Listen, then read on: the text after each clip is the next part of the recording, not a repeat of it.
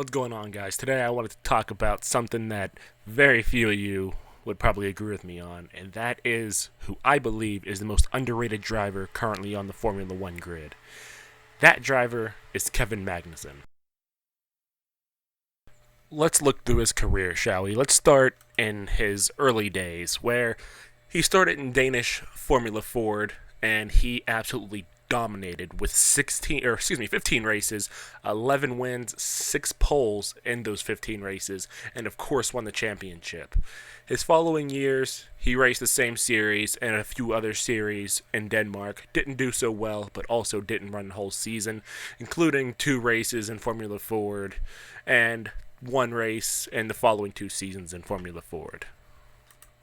Fast forward to 2009, he was starting to get noticed by some of the bigger feeder series such as Formula Renault. However, he only managed to win 1 race, but somehow still finished second in the championship.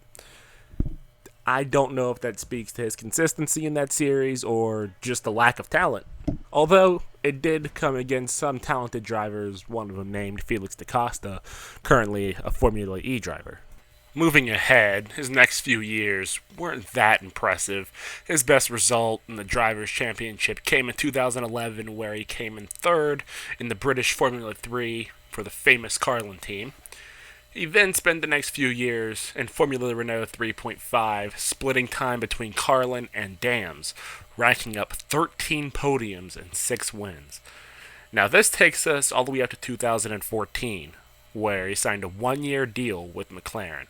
Of course, sponsors had a lot to do with that, but that is a pretty big jump to go from Formula 3.5 all the way up to Formula 1. You could also safely assume that sponsors had a lot to do with that, but we'll come back to that later. But now it's time for Kevin Magnussen to show what he's really got, that he's not just your standard pay driver.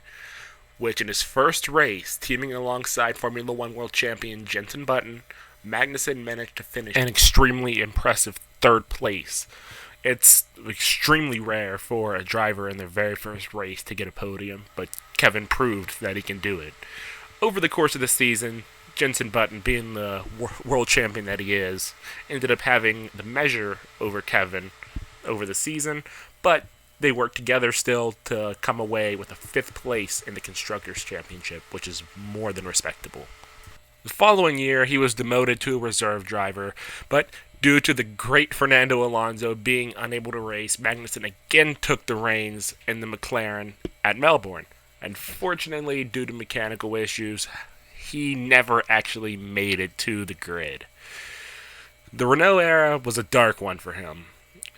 After leaving McLaren, he signed with the yellow team and ended up being lackluster for both of them, only resulting in 2 top 10 finishes for Kevin Magnussen and a very, very poor result in the Constructors' Championship. After comfortably beating his teammate Jolyon Palmer in what was considered to be one of the worst cars in the grid by just about everybody, he was offered another 1-year contract by Renault to go into the 2015 season. However, he declined that because he wanted more stability. He wanted to stay in Formula 1 long term. Jolyon Palmer actually came out and said that that would have been the worst mistake Kevin Magnussen would make in his entire career, signing with Haas F1, one of the newest teams on the grid. But look who's laughing now, Jolyon. Look who's laughing now. After easily beating Palmer at Renault, he signed a 2-year deal with Haas to team up with Romain Grosjean. Grosjean is a driver who is either going to look like the next Lewis Hamilton one race or Pastor Maldonado any other time. You just don't know what you're going to get from him.